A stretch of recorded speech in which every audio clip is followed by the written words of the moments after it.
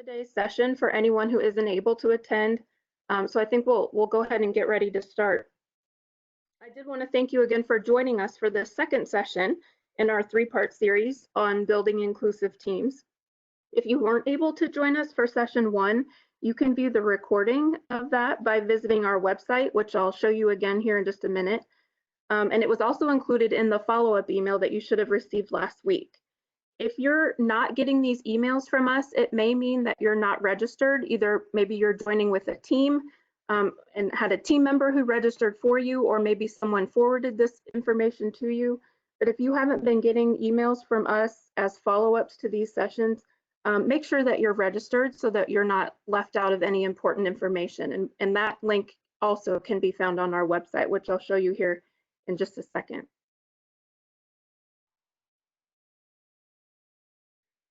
So just as a reminder here, this is our website, www.projectsuccessindiana.com.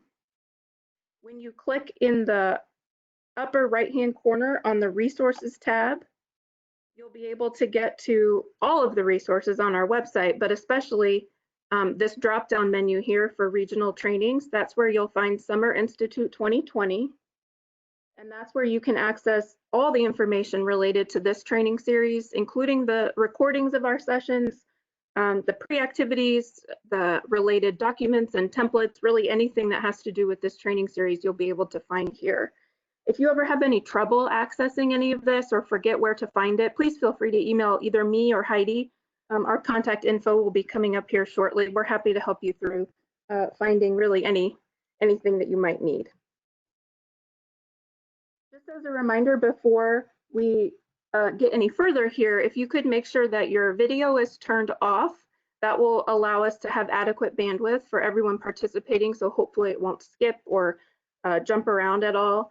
And then also, if you could just make sure that you remain on mute, that would be great. Thank you. So just as a reminder, my name is Ashley Quick, and my co-presenter today is Heidi Brett Baker. And we're joined by the rest of the Project Success team who will be answering your questions in the chat box and also helping you navigate to any additional resources throughout the session. If you have questions, either sort of tech support related or content related, please enter them in the chat box and someone will get an answer to you shortly. If you don't get an answer in a reasonable time frame, feel free to restate the question. Knowing how many people we have joining us today, it's possible that the flow of the chat box could move pretty quickly and something might get missed. So please feel free to restate your question if you don't get an answer in a reasonable time frame. We'll also be collecting these questions that come up throughout the series in a frequently asked questions document that we'll send out as a reference at the end of the series. So let's take a look at what's on the schedule for today. We'll start by just briefly reviewing session one and then the pre-activities that you completed between then and now. If you don't already have them nearby, make sure to grab your engagement guide and your inclusive framework document, so you'll have those ready to go as we refer to them throughout the presentation today. Remember, whenever you see that icon in the corner, it means that the content or the questions on that slide can also be found in your engagement guide. The majority of our time today is going to be spent on reviewing the take action step of the inclusive framework. And that step includes assessing current practices, reviewing inclusive strategies, and then creating an action plan for moving forward. And then at the end of our time today, we'll preview what's coming up next in session three. Again, just due to the size of the group, we'll be relying primarily on the chat box for our interactions today. We're hoping that you'll be able to utilize the time in between this session and the next to be able to touch base with your inclusive team. And as I mentioned, we'll be collecting any of the questions that come up in a document for your reference at the end of the series.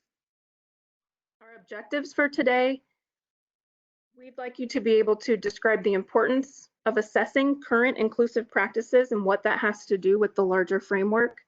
We want you to be able to select any additional inclusive practices or strategies that you think would be beneficial to implement.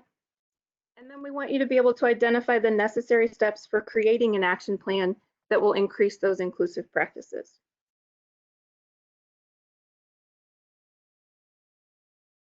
So this is the framework that this entire training series is based off of, an inclusive practices framework from beginning to end.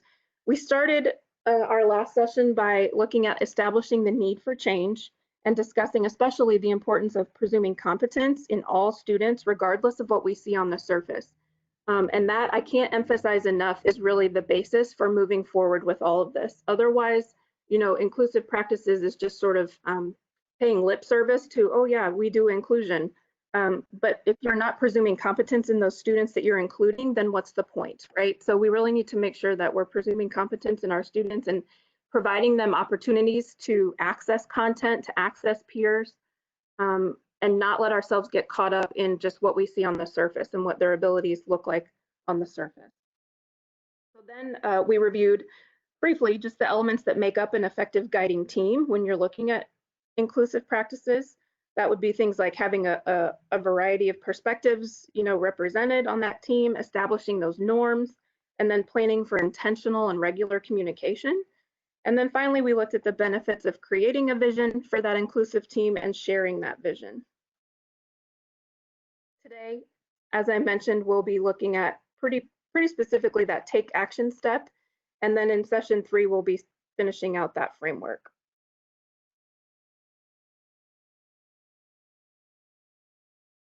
Before we dive into the taking action step, we'd like to hear from you now about any challenges you encountered when creating your vision statement. What would have made it easier or better for you?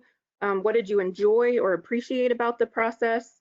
And if you're willing to share your vision statement, we'd certainly love to hear it in the chat box. So just share with us your challenges, your sort of aha moments, anything that you sort of encountered as you went through that step of creating your inclusive vision statement. And I should mention while you all are sharing that if you had trouble submitting it to us, that's no problem. I heard from just a couple of people that there was some trouble submitting it. So please feel free to email it to me directly. It's aquick@pcgus.com. We want to make sure that we're able to take a look at all of those.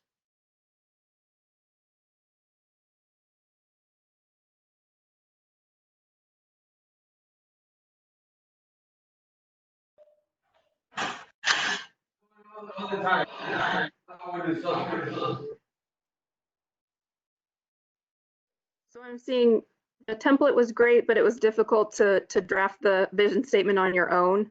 Yeah, absolutely. And we realized that too, right? That this training was created for teams, for inclusive teams to work through that together. But we also know that there's a lot of great information in here that individuals will benefit from too. So I can understand that 100%, that creating a vision statement on your own is difficult. Our hope is that if you are sort of an individual participant in this series, that you'll be able to at least take back these templates, these exercises, activities, back to your school, back to a team that you are working with once the school year gets started again, and that you'll be able to implement them in that way. So at least going through that template and sort of going through the process of creating the vision, hopefully that will become a benefit to you later as you start working with more people.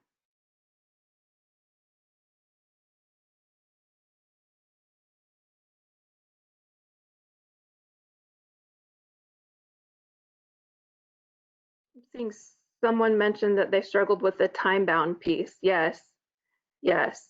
How do you make it time-bound? Do you want this all to happen within a year? Do you want this to happen within 5 years, next month? How do you make it time-bound so that it's something that is remains a little more urgent on your plate and not just something in the back of your mind?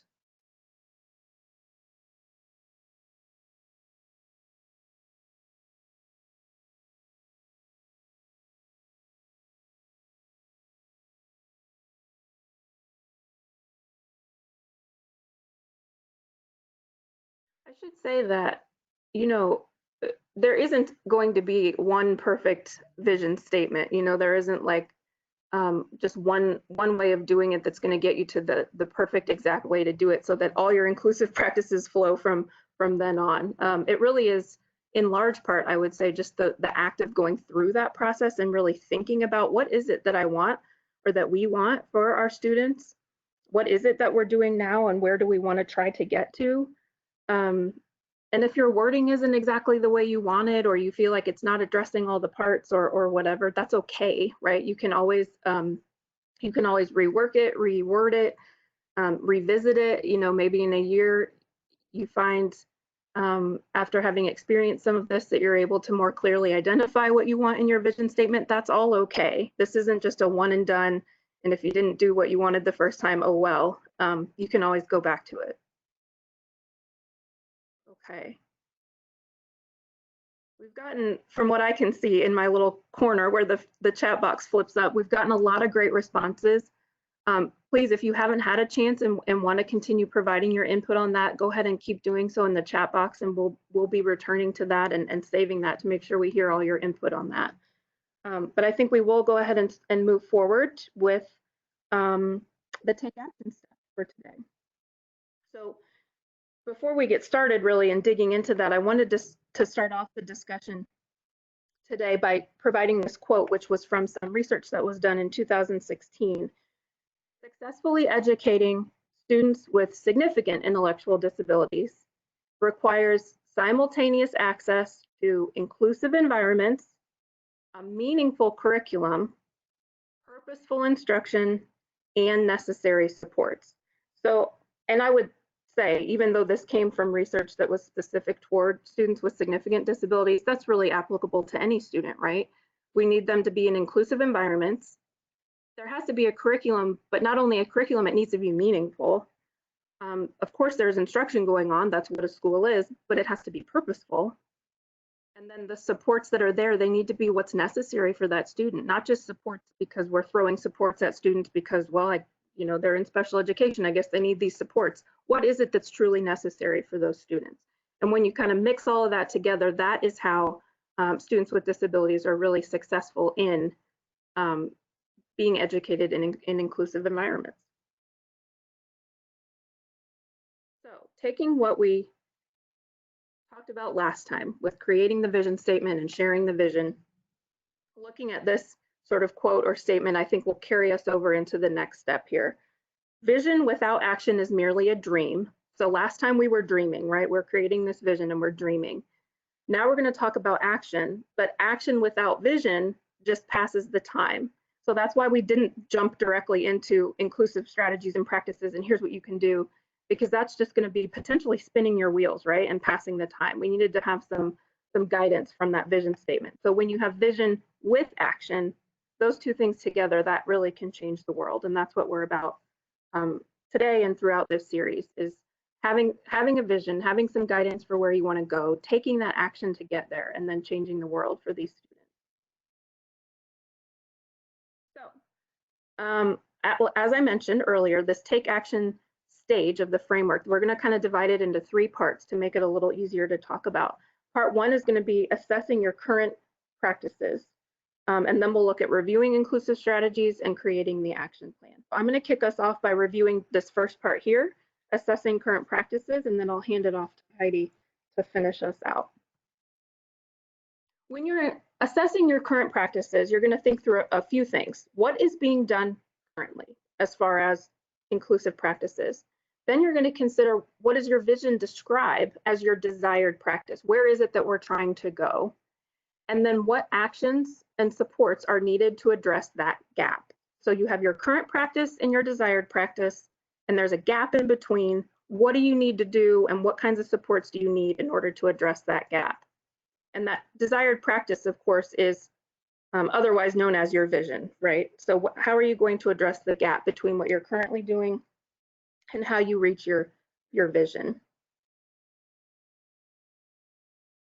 Before you even start assessing your current practices, I think it's important to set clear expectations for yourself and for everyone really on the team as far as what can and can't be controlled in this process. Not everything is within our control to change as badly as we might want to, right? Even if it's something that clearly needs to improve. But you don't want to let that be a barrier either to moving forward, knowing that, well, I can't control that, so oh well, and just sort of throw up your hands. It's important that you do what you can with what you have and just keep going. So this graphic sort of helps you think through the different elements that are within your control and those that aren't. And this graphic is in your engagement guide as well. So if you haven't already come across it and you want to take a moment to look at it now, please feel free to jot down some of those elements that apply to you specifically from each segment here. So there are some things that you can change right now or very soon. They're pretty easy fixes that you can do right away. What are some of those things? What are some of the things that they're definitely doable, but it might take a little bit of time or a little bit more planning in order to change? That's in that next quadrant there.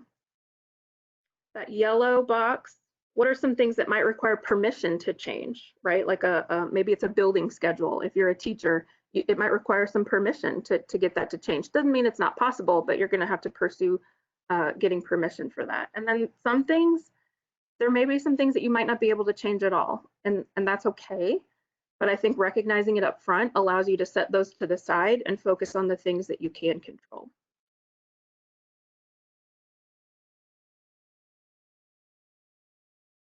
So as we're going through here in the next few minutes, if you want to be jotting down some of those elements for yourself, that's also something you can do as we wrap up here today. But that'll really put you in a good place to get started with assessing your current practices.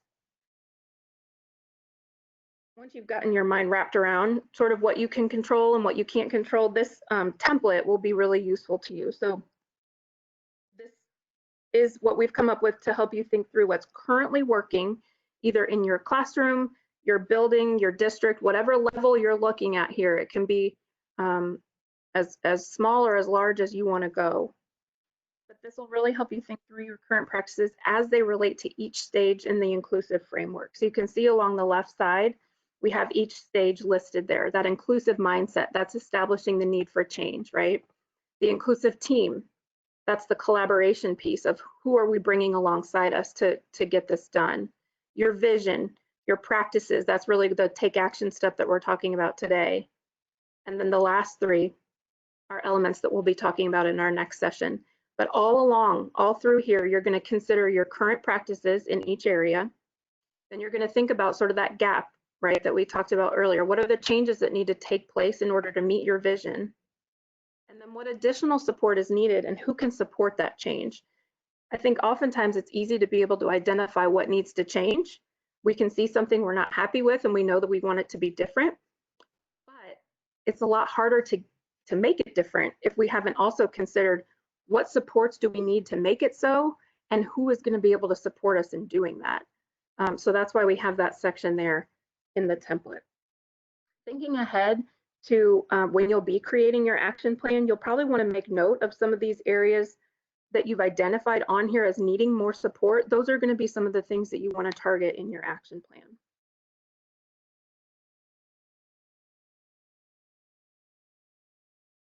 So I am going to turn it over to Heidi to start looking at the importance of reviewing inclusive strategies that are out there and then identifying ones that are evidence-based and that might be a good fit for you to target in your action plan. And we'll just keep going right on through this take action piece. Heidi, over to you. All right, thank you. Good morning. I go off now, I hope. Okay. All right, well, welcome, and I'm glad that you joined us again. We are going to start off this section with a question that we'd love to hear from you in the chat box. What inclusive strategies are you already using in your classroom or school? This is also in your engagement guide as well.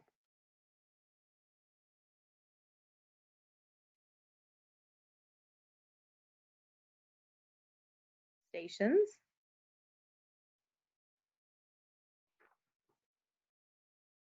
Co-teaching. Small group instruction as well as peer tutoring. You're a new hire, so you don't know yet. Good. Well, you'll be learning soon, right?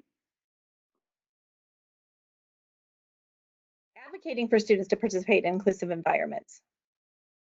Pushing into gen ed. Collaboration. A lot of co-teaching.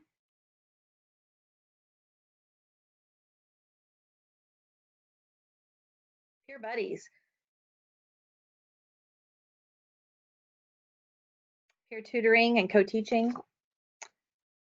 Glad to see that there's a lot of co-teaching going on and the use of peer tutors.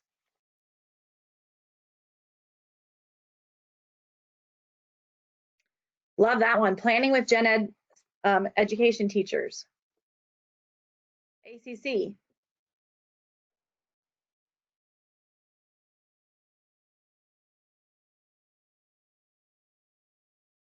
Specific planning time for special education and gen ed teachers work together. Great. Those are some great strategies. Thanks for sharing those. Love collaborative planning. Yep, we do. All right. Well, we're going to move into the strategies that we have set out to talk about for this inclusive framework. We certainly don't think that we'll be able to cover all of them today, but we are certainly going to talk about some that will definitely benefit when we're talking about the inclusive framework.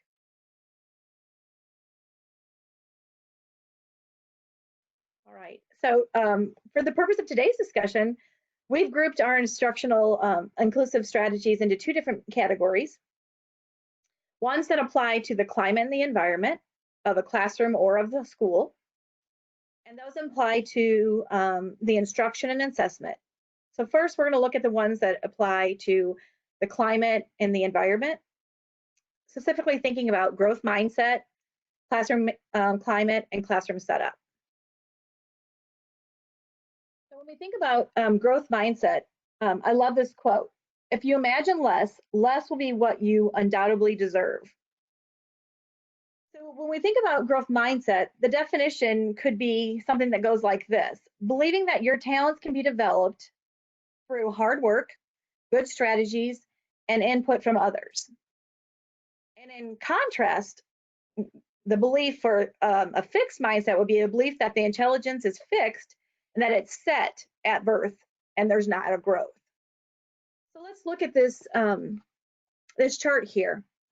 When we think of saying he's not ready for school and that fixed mindset, but if we change it up and we change what that means, and we knock out those barriers and we think about what students can do, we change that statement to how can we get school ready for him?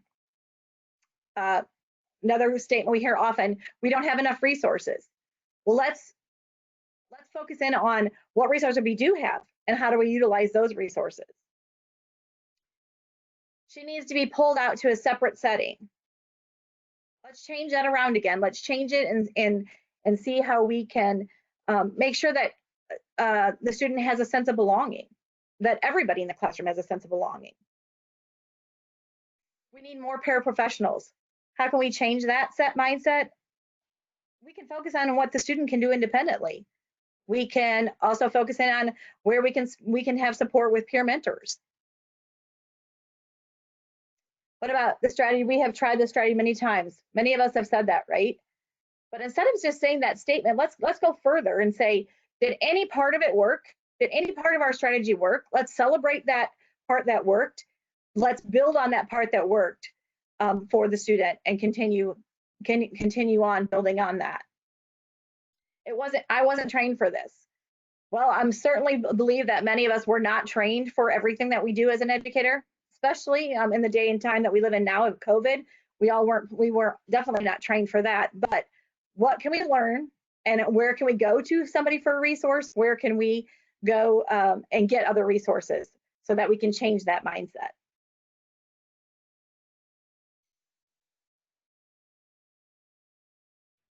So the classroom climate is our next strategy.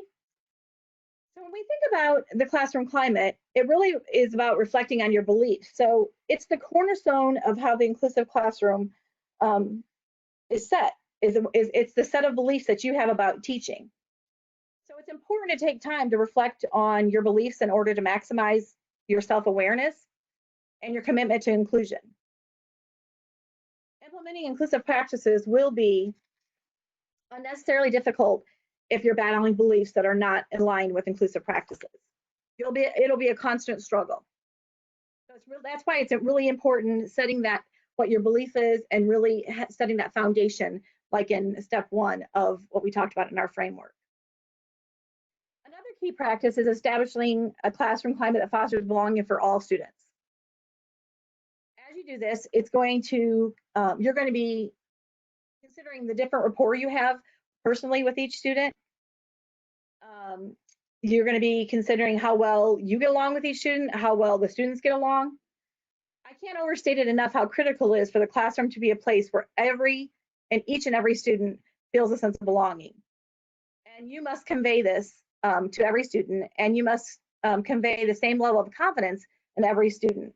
It goes back to that presumed competence. Then our last point here is modeling expected behavior and attitude is easy and effective way to convey this sense of belonging that I was talking about. By being aware that you are constantly showing students with your own behavior what is expected as a member of your classroom, you can decrease the likelihood of unintentionally sending messages that conflict with your inclusive vision.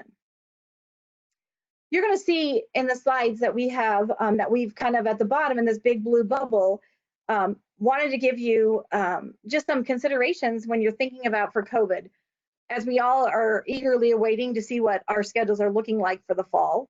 Some of you might already know what is going to have the schedule, but many of us don't, I know. And so when we're thinking and planning for inclusive practice, whether it be a face-to-face model or it be virtual, we need to be thinking about these things. So how will you establish connection with students if learning is primarily virtual?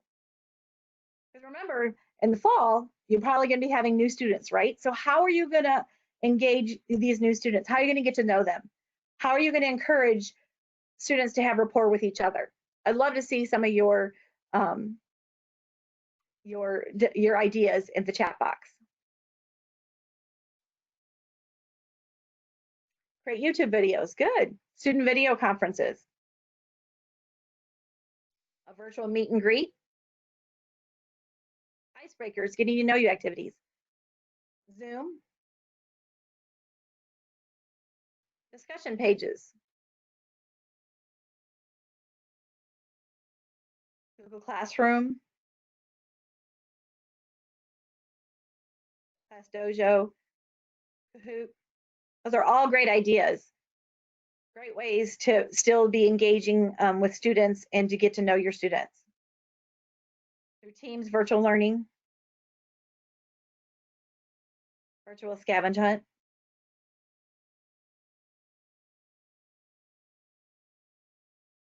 Having intentional about assigning video, getting to know you activities.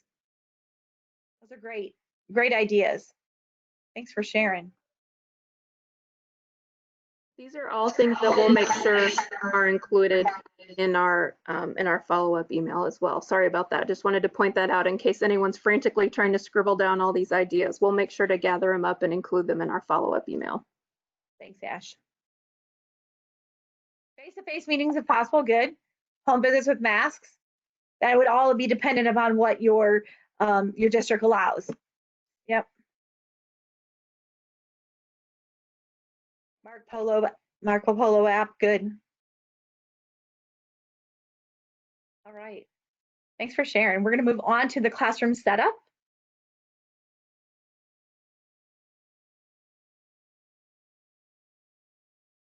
So in this busy day-to-day, in your busy day-to-day teaching, educators often tend to fall back on strategies or instincts that are kind of old habits or what everybody else does. They certainly oftentimes mirror what you as a teacher, your learning preference is. So in order to maintain focus on inclusive practices, it's really important for us to become intentional. Be intentional about the way we set up our classroom rather than that's just a status quo. Once again, I know this might be very much something that we have to look at again because of COVID, because I know the classroom setup is, if we do go face-to-face, it's going to look entirely different than what you might want it to look like. But some questions to ask yourself are, how does the way I set up my classroom space or activities foster or inhibit inclusion? Maybe have somebody come in and look at your classroom and say, How does this setup make you feel? How would you feel if you were a student in this classroom? Be attentive to your own space, your own use of space in the classroom. Notice where you stand. Where do you sit? Do you often hover over certain students? Do you avoid other students, especially students who already have a support person with them or a peer person with them? Do you still show a presence to that student? Are you often in the back of the room out of the sight of most students? Or are you visible to everybody? Those are things that you need to consider when you are thinking about your classroom space and your setup.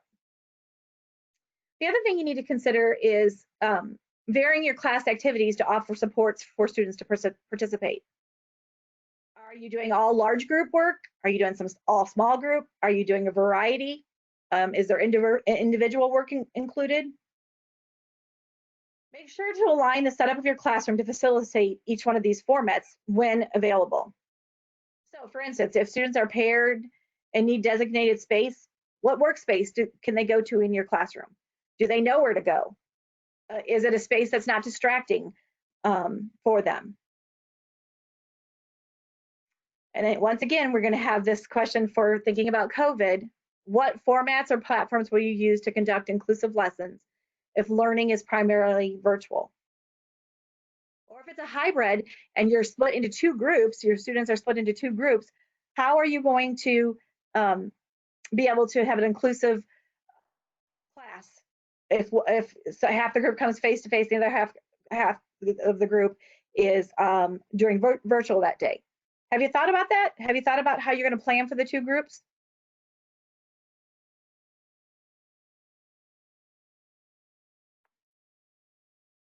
Sort of. Yeah. Did anybody have a really good way that they were able to keep the whole group together during this past couple months being virtual?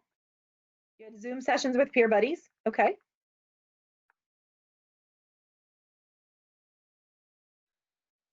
And it's an honest answer, right? You don't have any idea. Some people don't, especially if you're a new teacher and new to the district, you might not have any idea how this is going to happen. But these are things that you might want to start thinking about as we figure out, right, what your school district's going to plan for in the fall. Video break rooms, good. Microsoft Teams and Zoom. Google Meets with all students.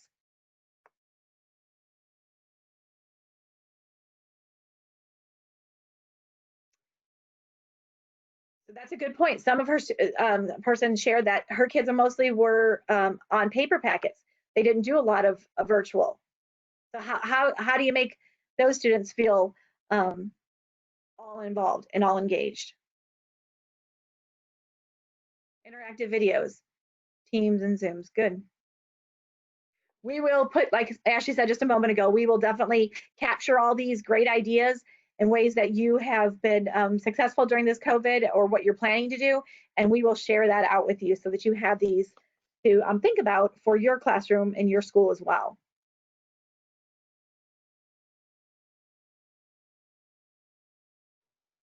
All right, so now let's take a look at the second group of inclusive strategies that are more focused on instruction and assessment.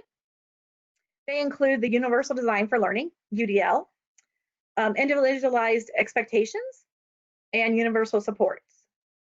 Note at the bottom here, we do have some resources that align to these instructional practices too. All right, so the first one that we're going to talk about is Universal Design for Learning, UDL.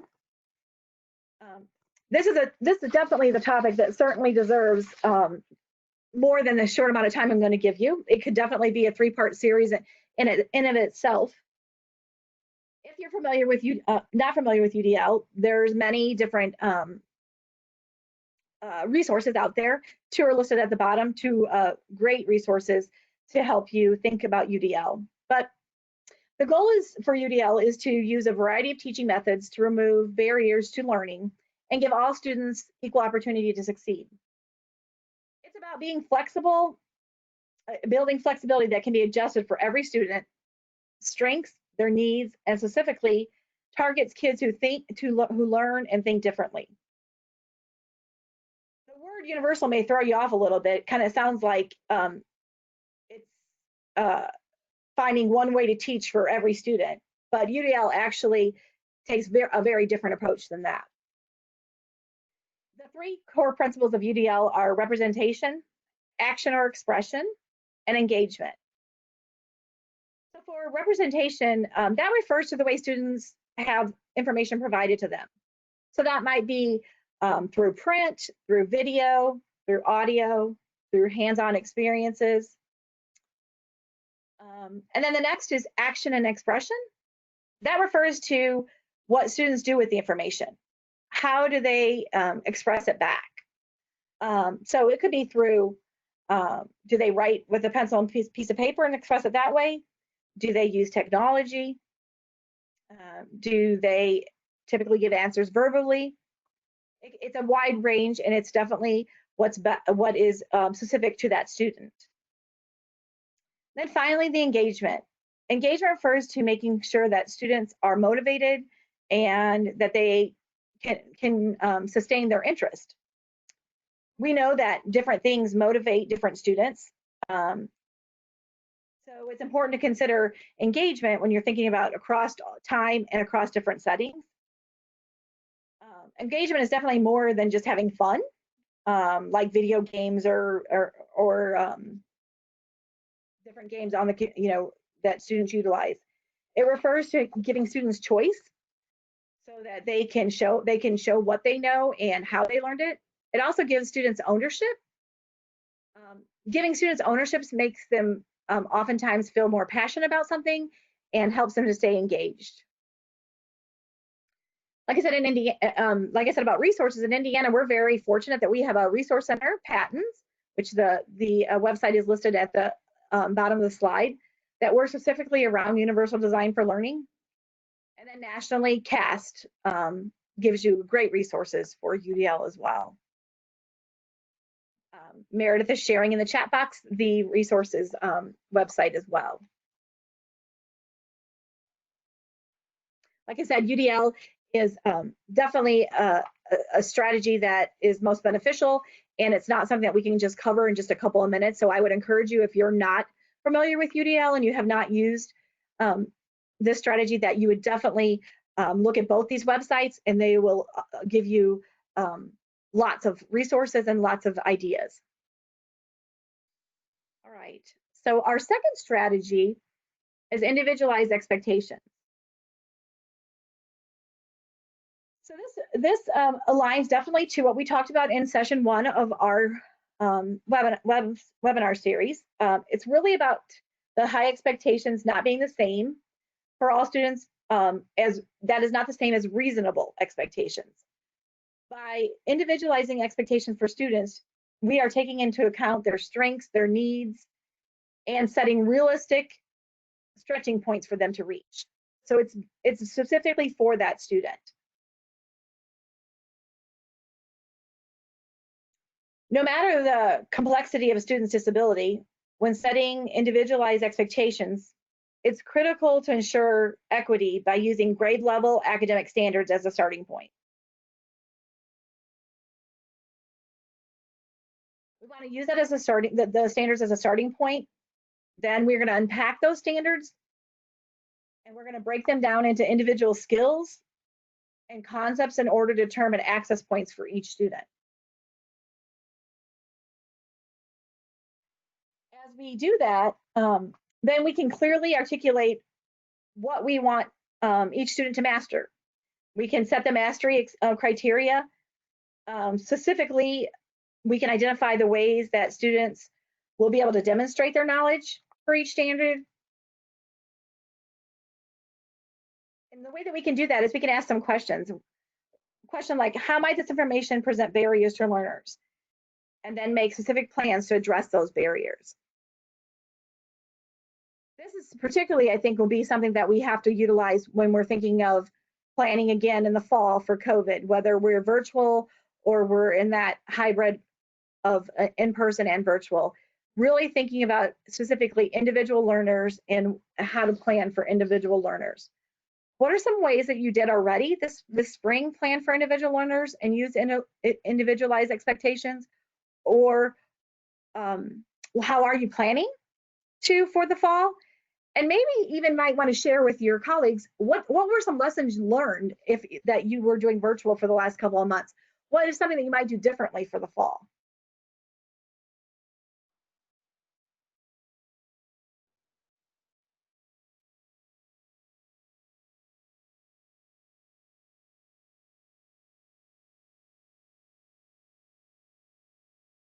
Different lessons for different groups of students.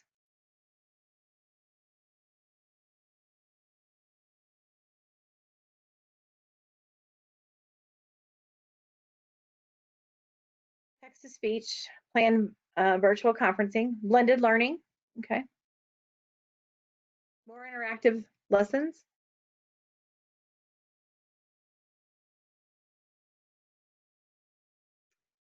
So kind of designing your instruction by what students' comforts were. So some students preferred packets over technology.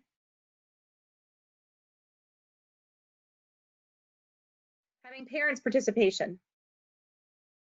That is definitely a great help.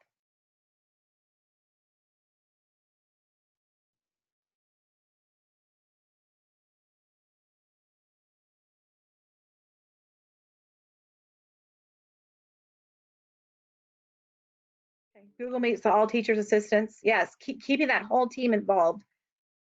Good.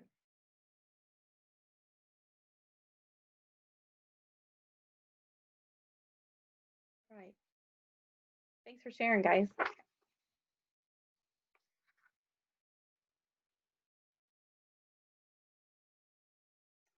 Okay, so meaningful access to grade level curriculum. We have this next slide that shows a chart of really how to break it down when thinking about students with significant disabilities and making sure that their access to the grade level is meaningful. It doesn't mean that the instruction and the curriculum needs to look exactly the same for each student for their mastery level, but it does need to look like that they all have access to the curriculum. So this slide shows you on the left-hand side what the gen ed expectation is, and then how it might be modified. So if the expectation is for the class to write a paper or a paragraph on a given topic, most students can choose their own topic on their own. How we might modify that would be that for students with significant support needs would be that we might give them 3 options.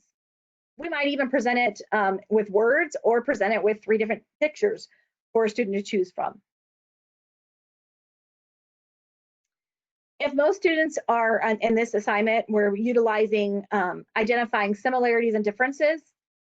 For students that need it more modified, we might help them think about demonstrating understanding of things that are the same with that topic or things that are different with that topic. If most students are expected to paraphrase their resources, a potential modification could be that the student could read the paraphrase sentences out loud to someone. If the gen ed students are expected to organize details in the paper, students could, that need some modifications, they could dictate the sentences and then copy those sentences down.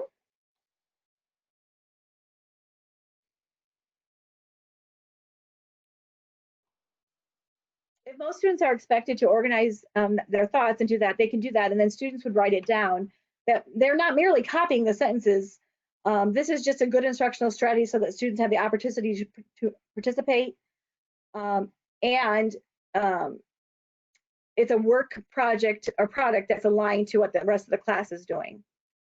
And last, if the students that in gen ed have to read the paper out loud to present to the class, a modification could be for the student to record a presentation ahead of time, or they could create a graphic representation to present. It could be modified to whatever a student specifically needs to be able to participate in the class in a meaningful way to them.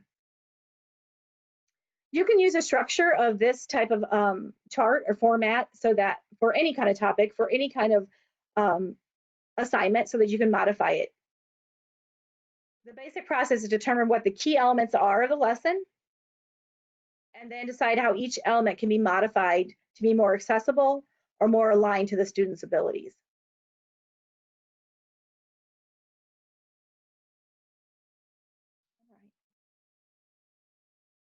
So the last group of strategies we'll talk about is universal supports. Similar to UDL, these supports benefit all students while also increasing accessibility for students with disabilities. Many of these supports are things that are that good teachers do naturally, but it's important to be intentional about utilizing them with all students, especially when looking to increase inclusive practices within your school or within your classroom. So some examples that we're talking about would be that would align to universal supports would be establishing prior knowledge, provide scaffolding for students, reinforcing abstract concepts with concrete examples, use modeling with both teachers and peers, utilize formative assessment strategies, and consider forward and backwards instructional design. We're going to talk about that just in a moment, but before we do that, in the chat box again, how would you utilize universal supports as peer modeling or formative assessment if learning is primarily virtual? I know somebody said earlier that they do some Zoom meetings or some buddy meetings with their peer mentors. That's a great strategy. Does anybody else have any great ideas to share that they utilized recently in the spring?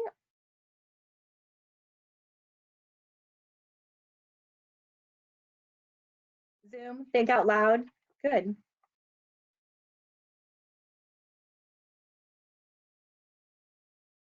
Peer tutors and breakout rooms.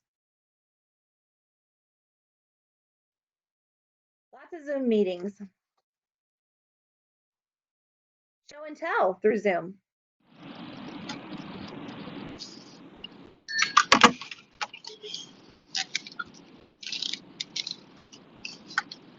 Great way. Having pairs join our meetings. We also had an interpreter to help the students who use ASL. Videos with embedded questions for formative assessment. Great way to get families involved. Ask families to send video clips, and the families create clips of what the students were doing at home, and then they shared those.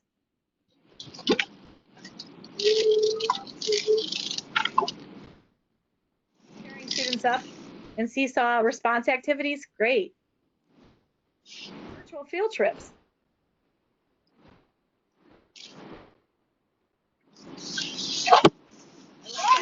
Pre-recording instructions and making it available to students and parents.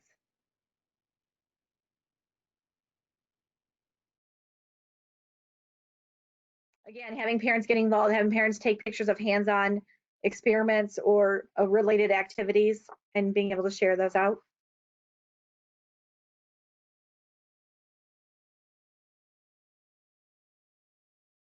Thanks for sharing that. Those are great examples. And once again, we will definitely keep track of all those. So let's talk about that forward and backward instructional design.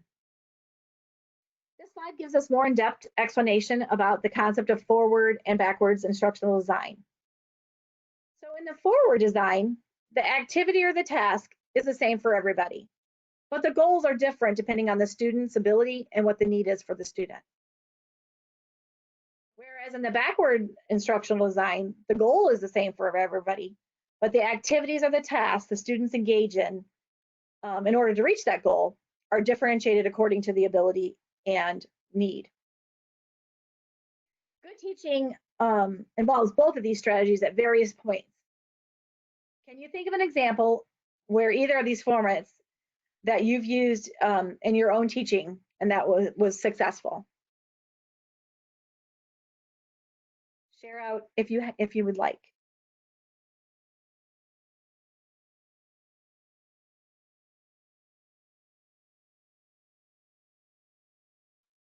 Some different activities Did a lot of different videos, typing, drawing, recording voices.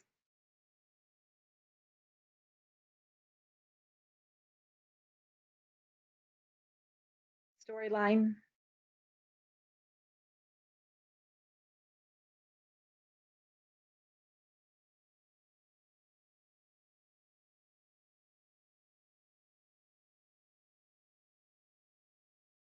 Okay.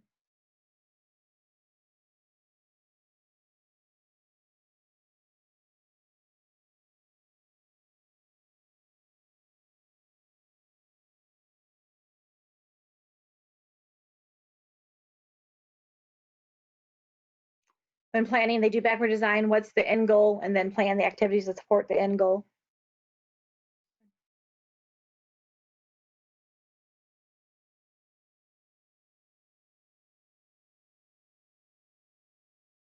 Math, give answers and then ask students how to get there. Tracy shared they had a costume party based on a storyline to work on character development, and students were able to work at their own level to explain character and plot. All virtually. Great. Thanks for sharing those.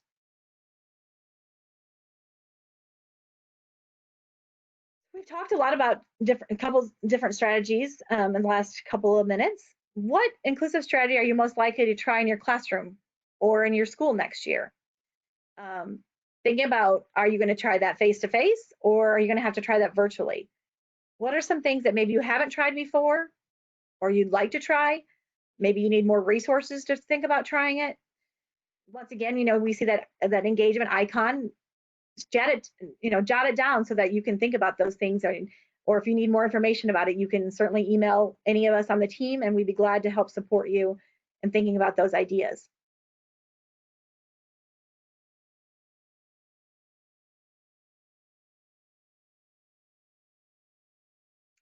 Thank you, Amy. Starting with the goal that for the same for everyone also promotes equity and high expectations. Certainly.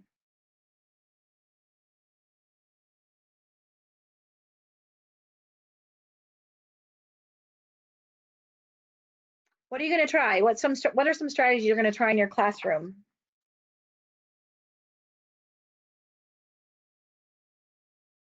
Backwards design.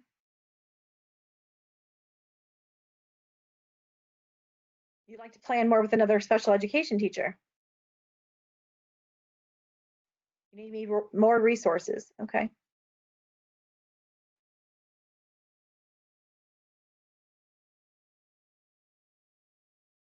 Yes, you are correct. These virtual ideas we talked about can be done utilizing UDL virtually or face-to-face. It can be done in both scenarios.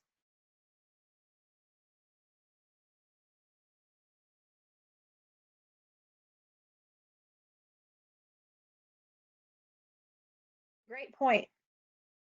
As students get older, oftentimes they're embarrassed to receive help, and so it's important to serve all students so that all students have a sense of belonging and feel accepted in the classroom. And oftentimes the supports we give students are good for all students. Most of the time they're good for all students, and so it's good to support all students. Peer buddies, backward design.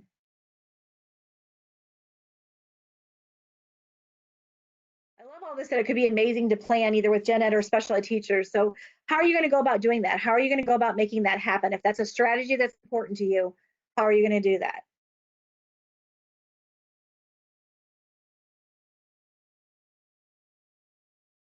Modeling, that's a great one.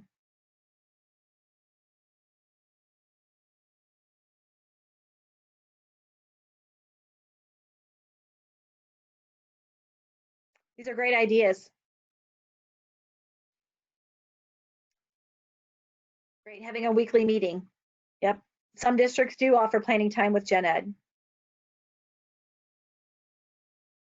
Finding time to collaborate on lessons and finding time to collaborate is very important. It's great if it's already a set time, but if not, it's time you got to make. It's time that makes is well worth making the time for. Yes, it's a team effort, definitely. Co-teaching, good. Thanks for sharing. we're going to move on to our part 3 of Take Action. And that's the part where we're going to create an action plan. So in creating the action plan, we have developed 6 steps that go into creating that, creating a successful action plan. We are going to talk specifically about each step. So I'm just going to briefly talk about each one here, but then we're going to break each one down. So the first step is define the problem. You can't create an effective action plan if you haven't accurately defined the problem you're trying to solve. So that's our first step. Then our second step is to collect and analyze data. This aligns directly with what we've been talking about earlier in this stage of the framework, where we talked about that and we showed you that template about regarding assessing current practices. This is directly aligned to that, and that is that template that you can use in this step for your process. The third step is to develop a plan. We're going to use information from that assessing your current practice to develop your plan. I think one key thing to remember here is that it doesn't have to be perfect, right? It can be changed, and in fact, it's going to be changed. It's not going to stay the same. It's definitely a living plan. There's obviously going to be times to reflect and adjust throughout this whole process. But the most important thing really is to get started. We have to start somewhere. Then step 4 is to implement the plan. Even if your plan isn't perfect, it's time to implement it, give it your best, and give it some time to work. And then step 5 is to evaluate that plan. Part of creating a plan is to identify that time frame for implementing the plan, and then to evaluate it, and then to make those adjustments. This specifically aligns with step 7 in the inclusive framework, where that step 7 is to reflect, analyze, and adjust. And then in our last step, step 6 of creating this action plan, is to revise a plan. After you reflect on what works and what hasn't worked, you'll need to make adjustments to the plan, and then you'll start to implement that again, and the process starts again. This also aligns with our framework, step 7. All right, so let's begin with step 1. So you've seen this slide today. This slide, it's about defining the problem. Remember, when Ashley talked about it earlier, that defining the problem really relates to that gap. Thinking about currently where you're practicing, using that template, assessing where your current practice is, and then looking at that vision statement you created, and what's that gap in between, and how are we going to define that problem from what's our current practice and how we're going to get to our vision. What's our desire? What's our vision for inclusive practices in our classroom or in our school? That's how we're going to define the problem. Then our next step would be to collect and analyze data. So, like I said, using that template, you could utilize that. And when doing so, think about these things. This is the part that really you're going to consider inclusion in the academic area, the social area, and the physical area.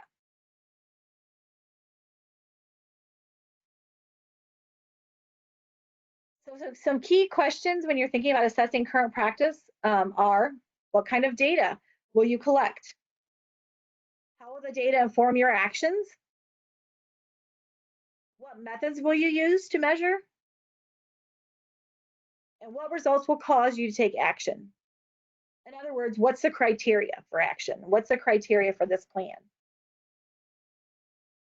It's important to remember that monitoring the data should be ongoing and may include all sorts of information.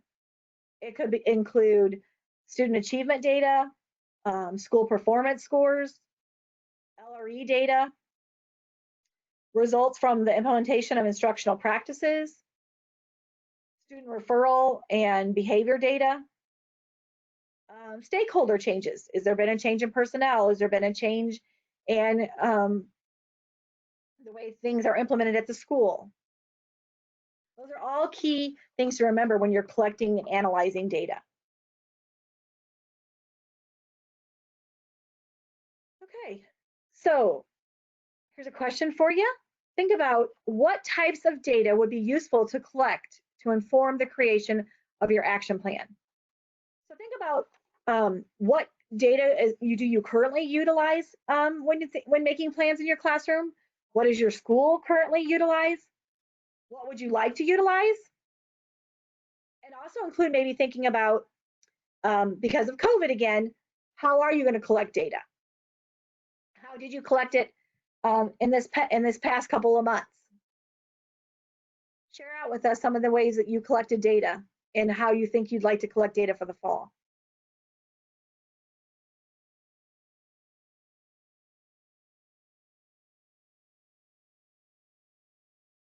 Texas MAP testing scores, Common Assessment for All Kids, and WEA. Data from constantly collaborating with special ed and gen ed. Parent input, yes, please don't forget our parents. They're valuable resources for us during this COVID. STARS assessment, district testing, observations.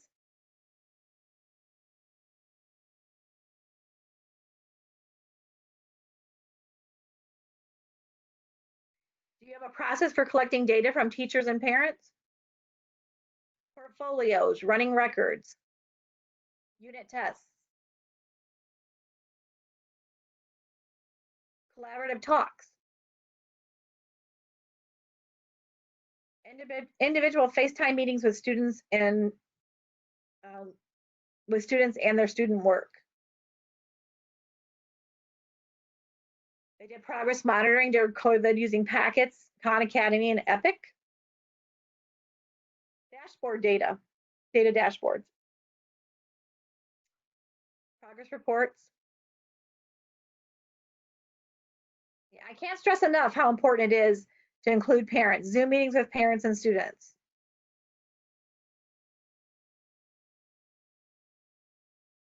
Google Forms.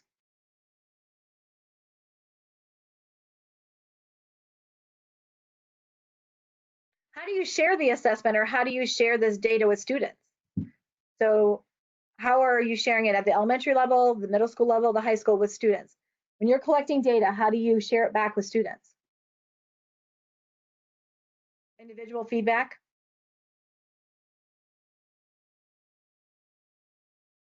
Students and parents are asked to share their work on class story, okay. Video assessment. Data notebooks for students, and that's student-led. Through goal setting. Exit tickets, self-monitoring. Positive reinforcement.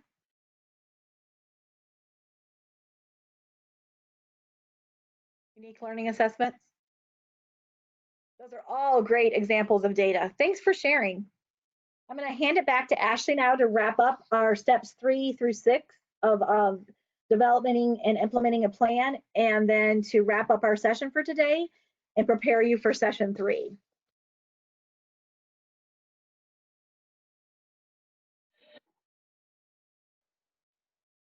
Okay.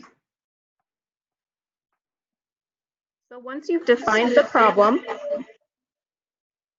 and collected and analyzed data, we're going to move on to steps 3 and 4, developing that plan and implementing the plan.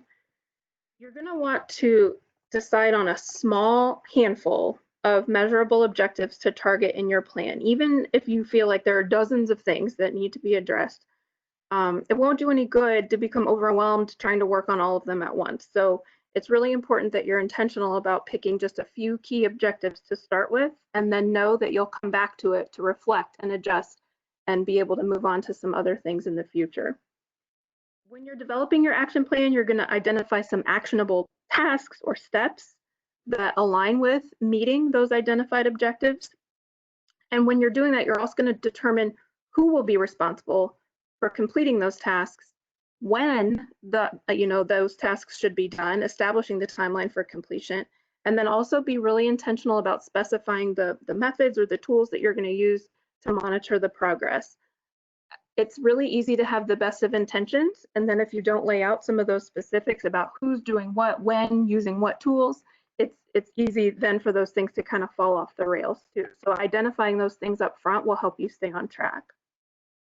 Before you think about implementing your action plan, it'll be important for you to consider whether this is going to be sort of a small, concentrated effort, such as just within one classroom or one grade level, or whether you're aiming for it to be more of a building or district-wide initiative.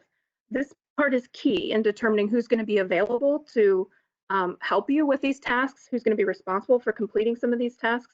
So knowing whether it's a smaller scale effort or a larger scale effort is important to figure out, so you know who's available to help you in implementing this plan.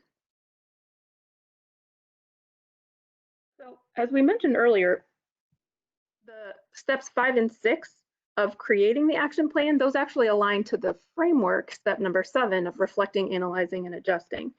There's definitely some overlap there, and so don't let that confuse you. When we're thinking about implementing these inclusive practices, it's a dynamic and evolving process. So once it's been implemented, once your plan has been implemented for a certain period of time, it's important to come back together as a team to evaluate the progress that you've made so far. Your plan then should be revised as those needs change. And as your school, your classroom, your district, as you begin to experience success in implementing or expanding your inclusive practices, your goals will need to change as well. As each one of those goals is achieved, new ones should be written that reflect ever higher expectations related to positive outcomes for students with disabilities. So now, in these steps here, is the time that you're going to be looking at evaluating and revising for your team. So when you're creating this plan, again, like I mentioned earlier, it's important to think through this ahead of time. I'm not saying right now is when you will be evaluating and revising your plan, but you have to plan for what it will look like when you're ready to evaluate and revise your plan. You're going to think about how often you want to meet to review the progress. How long are you going to meet? What is your specific objective going to be when you meet? Is it to evaluate progress? Is it just one objective you're going to look at? Is it looking at the plan as a whole? This is now a time when you're going to want to identify what could potentially cause adjustments to your plan so that you know what to look for as it's happening. If I see this happening, I know I'm going to want to make an adjustment to my plan. So thinking about that ahead of time. And then again, considering who might be responsible for making some of those adjustments.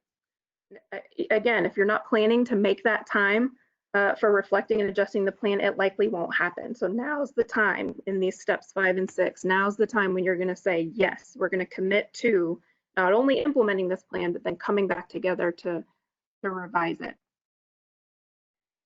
We have come up with a template here to help you develop your inclusive action plan. There's a space up at the top for you to include your vision statement, so you can make sure that as you're developing this plan, each step is aligned back to that vision statement so that you don't kind of go off the rails on these other great ideas you have. You really want to make sure that you're bringing it back to that vision statement. There's also underneath that some space for long-term goals and short-term goals. These goals are going to be informed by the responses that you had on your inclusive practices self-assessment. Remember from before session 1 where you went through all sorts of statements about inclusive practices and assessed where you're at in each of those areas. That information is going to be key in thinking about what you want to target in these long and short-term goals. And then also the assessing current practices template that we reviewed today, that's also going to give you some important information to think about when you're deciding on your long and short-term goals. The way you use these spaces, it's really up to you. It may be that your long-term goal is the same as your vision statement, or it may be that you have a couple of long-term goals that make up parts of your vision statement. Really, it is up to you. It's whatever makes sense to you and is most easily understood and sort of carried out by you and your team. The short-term goals, then, those are just going to be the steps that it takes to ultimately fulfill those long-term goals. And you can have really as many long and short-term goals as you want. I would recommend keeping it fairly pared down, again, because we know you can always do more in the future, but we want to make sure that what you come up with now is a manageable amount. Underneath there at the very bottom, there's just that space again to be intentional about planning when you're going to reflect on the progress, where, and who should be there. Then in between, in that table that has action step up there in the corner, that's where you're going to list each step or each task necessary to reach those short-term goals. And you can either kind of copy paste or print out as many of these pages as you need to in order to have enough room for your action steps. There are 4 spots listed here. That certainly doesn't mean that your entire action plan should only have 4 steps. It might, but it might have 14 steps. You know, it's up to you. So just know that you can copy as many of those as you'd like to get all your action steps in. So I want to show you just a very simple example, a very crude example here of what an action plan might look like. And we'll make sure that this gets shared out with you in the follow-up email and posted on our website so you can refer to it again later. So you can see we put the vision statement up at the top that will provide each student with learning opportunities to increase student engagement, academic support that creates a supportive environment for all learners, and effective use of schools' resources to maximize the availability of staff and materials for all students. So the goals and the action steps underneath, we want all those things to roll back up and align with that vision statement. The long-term goal that I pulled out of there is increase student engagement. And then a short-term goal that aligns to that is, well, okay, how are we going to increase the student engagement? I want to narrow that down a little bit more and think about specifically, how do I increase participation in gen ed settings? So there's just a handful of steps down here that are examples. Again, examples. This is not a thorough, complete plan by any means, but I wanted to show you some ideas of how you might fill this in. So the first action step there is recruiting gen ed teachers to review or participate in the Building Inclusive Teams training. Maybe you are a special educator on this training and you need to bring alongside you some gen ed teachers so that they have this background knowledge as well and then can move forward with you. So we list here who's responsible for that step. Are there any resources or other supports that are required? In this case, it might be the principal or a department head that can help you sort of recruit some additional teachers. We put a start and end date there so that, again, that time-bound piece that we've talked about earlier, that makes sure that you kind of keep it at the front of your mind, that it doesn't slide to the back. And then I think one really important piece of this template is talking about what is the evidence of success? How will I know that when I've implemented that action step that I've actually been successful at it? So in this example, I just said that maybe it's 5 teachers, you know, have agreed to participate in the training and they join on in the inclusive team. Evidence of success will certainly vary depending on what your action steps are and what your goals are in that instance. Another example of an action step would be to evaluate classroom setup. That's something that we talked about earlier, being intentional about how classrooms are set up to facilitate as inclusive an environment as possible. So things like, are there areas set up for small group collaboration? Is there room for wheelchairs to navigate? All these things would be important as you're thinking about getting started with some of these inclusive practices. Again, there's a person who's going to be responsible, and maybe this is just one classroom we're talking about. If this is at a school-wide level, there's probably going to be several people responsible for evaluating however many classrooms may be involved in this effort. And then the evidence of success would be that the setup, we can see it's fostering inclusion by enabling easy navigation and a variety of ways to interact. That's a pretty broad way of stating evidence of success in that area, but you can certainly get more specific with it and say there's an area set up for student pairs to work together. There is ample space for students to enter the classroom and navigate to all stations, within the classroom, whatever it might be that's important to you. That's where you're going to list it out there in the evidence of success. And then lastly, just as the example, action step, identifying and implementing a lesson plan template that emphasizes universal design for learning. How are we going to know that that's successful? The team members first will be regularly utilizing that lesson plan template, and then maybe later on, as you're revising your plan, maybe you share that template out with additional staff members. And again, at the bottom, the when, the where, and who should be at your reflective meetings. I want to show you, though, how I sort of utilized part of the self-assessment to inform developing this plan. So you may remember from the inclusive self-assessment, this one item about all educators are using a variety of effective research-based strategies such as UDL, to bring learning within the reach of all students. So I keyed in on that in my example self-assessment. That was something that was not checked in my made up scenario. And so that's something I keyed in on and said, you know what, I want to make sure I have an action step that specifically addresses educators using a variety of strategies. And so that's where that idea of identifying the UDL lesson plan template and then implementing it, that's where that comes from, right? We're trying to align it back to the information that we've gotten from our self-assessment and our assessing current practices template and all of that. Let's keep looking here. There's a few considerations for once you've developed your action plan, what you're going to think about when you're sharing the action plan.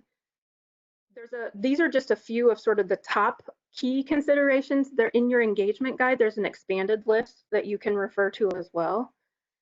Once you've worked so hard on developing your action plan, you're going to want to make sure that the people that you share it with are as on board as possible when you share it with them. So you'll want to think through these things and the rest of them that are listed in your guide really carefully. How will you emphasize the positive elements of your plan so that people, it's almost like doing a commercial for it, right? Like, what's the big deal about this? Why is this such a great thing? You want to make sure that the positive elements of this are really obvious to anyone who comes across it.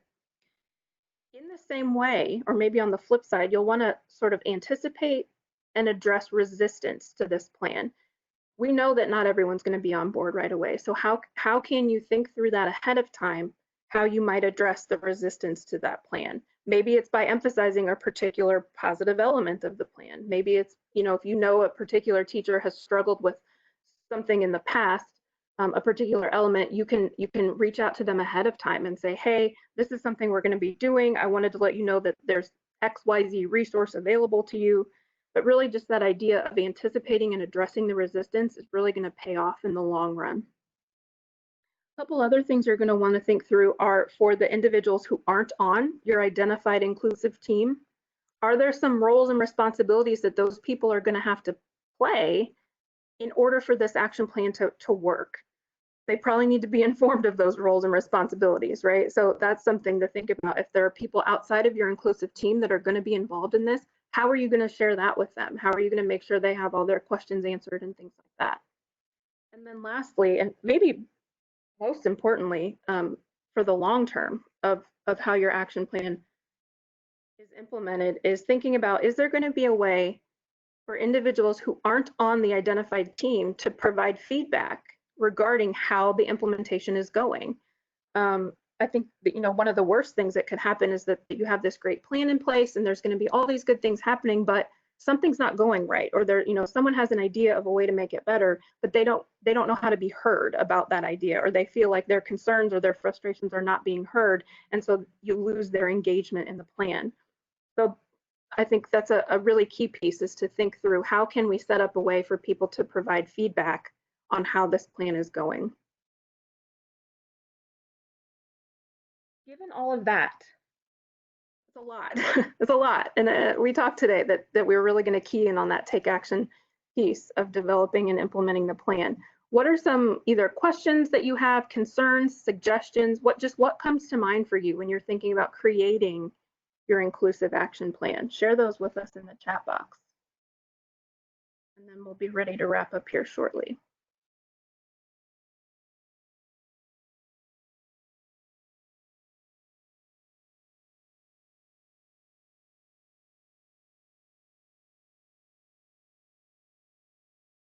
Creating buy-in. Yeah. And that goes back, so being able to create buy-in for your action plan, that almost goes back to establishing the need for change, right? The step one in the framework. How can we make sure that we've reached as many people as possible in our school building or in our district or wherever we're looking? How can we make sure that there's buy-in there? It's not just about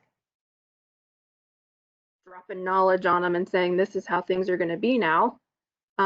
Hopefully you feel like we've shared a good variety of information with you in this series so far that will back up the need for doing this. It's not just another thing we're being made to do in education, but there are benefits to it for all students. and having that information sort of at the ready to share.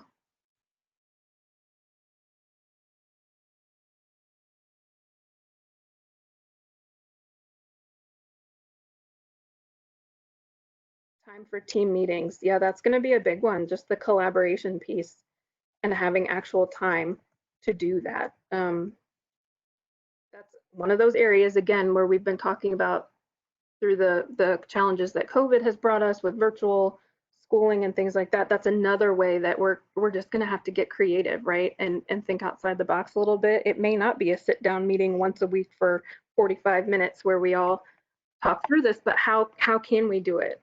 Some districts that we've worked with, they implement some kind of Google Doc where it doesn't have to be everyone getting together at the same time to discuss it, but there's this living, document where there's either a template there or some questions that are listed, and then as everyone has time, they can go into that Google Doc and type in their input or their questions or whatever, and then there's maybe a time set for reviewing that and getting back to everyone. But that's one way that you might think about thinking outside the box a little bit, is maybe getting together doesn't actually look like getting together, right? Maybe it's not happening all at the same time. Technology will definitely have to be implemented. Yep. After a while, it will become natural, but the initial start might be difficult. Absolutely, absolutely, especially if this is sort of a new venture for you or you don't have a lot of other people on board with you. There could be a lot of bumps along the way. But that's why we are really emphasizing the idea of do what you can with what you have, establish that need for change, make sure that you're sharing that information with other people, and then take the time to reflect and analyze and make changes as needed, right? We're not set 100% on whatever plan you come up with first. If something comes up that's bumpy, find a way to address it and then keep going. Educating paraprofessionals, oh, that's going to be huge, huge. They're such a huge support in this process. How can we make sure that they're brought alongside us and are well informed? That might be a place where technology needs to come in too and have sort of that asynchronous collaboration where things are posted on a Google Doc or something and then they can come to it later. Yeah, these are all great questions, concerns, and suggestions.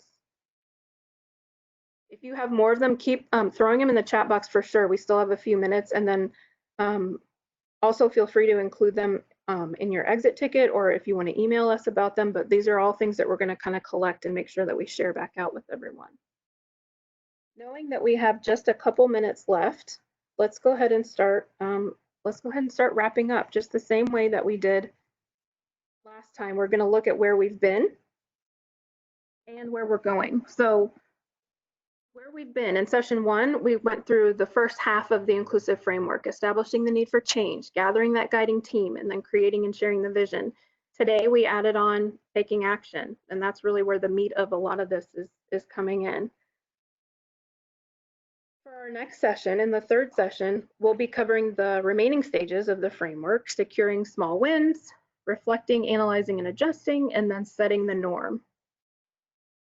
Specifically, in our next session, we'll look at the importance of securing small wins as you're either implementing or expanding your inclusive practices, as well as what it'll look like for you to reflect and analyze on your progress and then make adjustments. Finally, we want to make sure we spend some time thinking about what does it look like to set inclusive practices as the norm in your classroom, your school, or your district. So as soon as you're able, if you could please complete the session 2 exit ticket. It's listed here. You can access the link from this slide. You can access it on our website, and it will be in the email, the follow-up email that gets sent out today. This will give us feedback for what we can add or change to make our next session as beneficial as possible. And then prior to our next session, if you could complete the remaining pre-activities here. There's the template for assessing your current inclusive practices that we've been talking about and reviewing today. So that will be one of your pre-activities to complete that template for yourself. And then you'll look at the action plan template and begin creating your inclusive action plan. So to the point of several people who shared how difficult it was to come up with a vision statement on your own as an individual participant, you're probably going to run into some similar challenges in creating an action plan. Know that this does not have to be 100% perfect. No, I'm not going to show up at your school and see if you're implementing this. This truly is, if nothing else, more of a thought exercise as far as what would the ideal action plan be, given the information that we have from your self-assessment, from your assessing current practices. So don't stress out about that. It really is just meant to be a way to further sort of think through what your ideal action plan would be. There's a link there, which will also, it's on our website. It'll be in the follow-up email for you to be able to submit your inclusive action plan. I think a few people were having some difficulties submitting their vision statement earlier, and so it's no problem at all if you just email either me or Heidi with your action plan template, and we will be sure to include that and count that. And as Amy has asked your district chat box,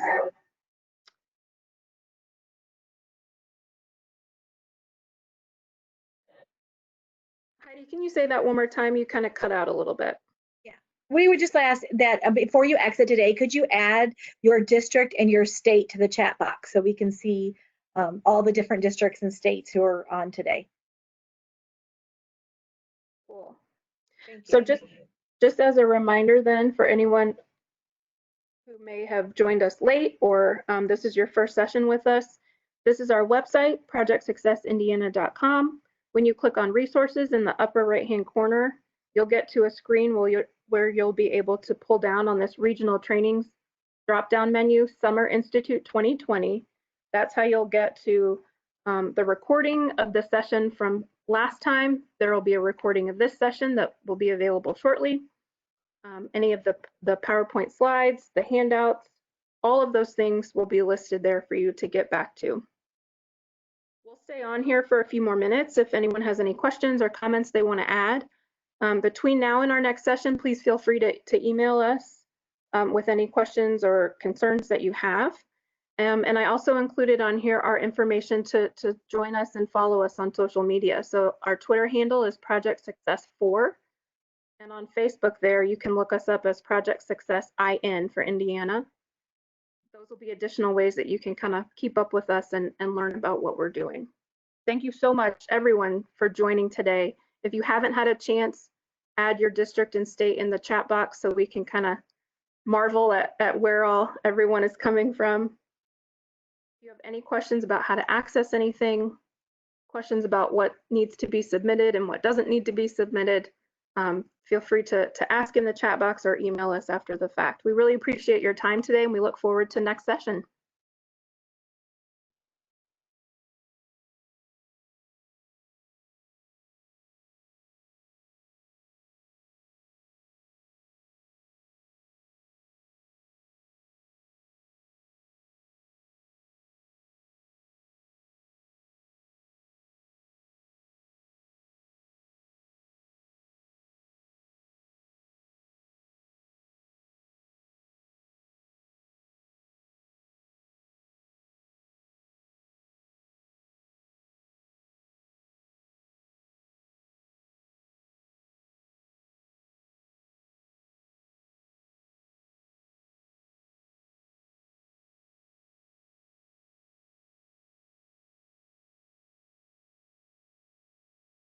Hello, Miss Quick. Yes. Good morning. I have a question. Sure. This is, sorry, Miss Tyler from Colleen. The Educator's Toolbox, that was another resource we could take away with us, correct? Absolutely, yes. Okay. The problem I had is, and I'm not very tech savvy, but when I tried to download it, when I open it up, the information, it's like it's cut off. Does that make sense? Like you could Makes sense, yeah. see the box, but not everything. You can see the Okay. spreadsheet. So do you know of a way I can get it where I can download it so I can have everything? Yeah, do you know, or do you remember for sure when you downloaded it, was it in a Microsoft Word format? I think I tried to do, when I opened it up and I went to look at it or whatever, and then I tried to download it as an Excel spreadsheet, and it Oh, and it had the tabs at the bottom, but not all the information showed up. oh, I see. Yes, yes, yes. Okay, so for most of those tabs, there isn't going to be much, if anything, listed there right now. Those are tabs, those are spaces where we're going to expand the resources as we go. But the main resources that you'll want right now that are available are on that first tab. Actually, I guess it's the second tab that says something like whole toolbox. But when I And try to mhm. print it, it's not showing it. It doesn't come Oh, up. when you print it, I see, I see, I see. Oh, when I downloaded it, it didn't show. I don't know what I'm doing wrong. Okay, do me a favor and email me with that question so that I have your email address, and I will work on that and get you a version that is formatted better to make sure that you can access it all. Okay, great. Thank you. You're welcome. Have a great day. Thank you, you too.